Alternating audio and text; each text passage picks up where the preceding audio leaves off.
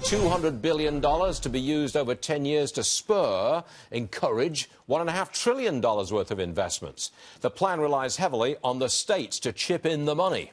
Brigham McCown is with us, former Trump transportation advisor. Hi, Brigham. A state like New Jersey, where I live, they don't have the money to chip in for infrastructure programs. What are they going to do?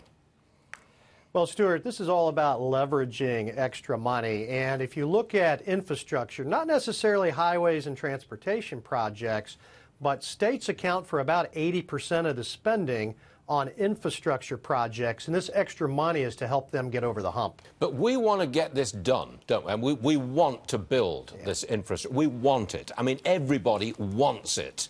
But in states like New Jersey, you know, they don't have the money. They really don't. Yeah, it's going to be difficult. That's why part of the administration's proposal has $100 million in incentive packages, $100 billion, $50 billion to rural communities, and most of that money is going to go to the states, to the governors, to figure out where they want to put that money. So it's going to allow the states to have more flexibility on where they spend their federal money. But you're right, we need more, and I actually see this just as a down payment. Okay, I want to talk to you about the private side of this. I mean, the president wants to bring in private enterprise to get this $1.5 trillion worth of infrastructure spending. But how does a private company get its money back? How does it make a profit on investments in infrastructure? Are we talking toll roads? Well, we're talking a lot of different ways that that companies can come in. They can help finance through private activity bonds, through some tax treatment that the plan comes up with that brings the borrowing level down closer to what municipalities can get through public debt finance. So not just on tollways, though, on water projects in particular is something that I think the administration's been looking at quite closely. You're counting heavily on leveraging.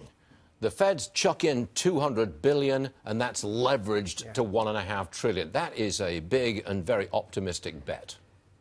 Well, I have to agree with you, Stuart. And if you remember, originally the dollar value was $100 billion to $1 trillion, and that's now been moved north to 1.5. Even I'm a little pessimistic on whether we're going to get to that point. But you know, when we're looking at this plan, it's an offering. It's version 1, right? So there are things in it that need to be tweaked and modified.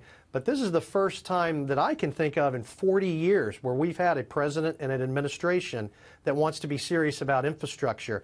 So if we can't come together and figure this out, we may be talking about this for another 40 years. And the biggest thing in my mind is speeding up the approval process. That would make one huge difference. Okay? Sir, thanks for joining us. We're much obliged to you, Brigham. Come back again, okay? Got it.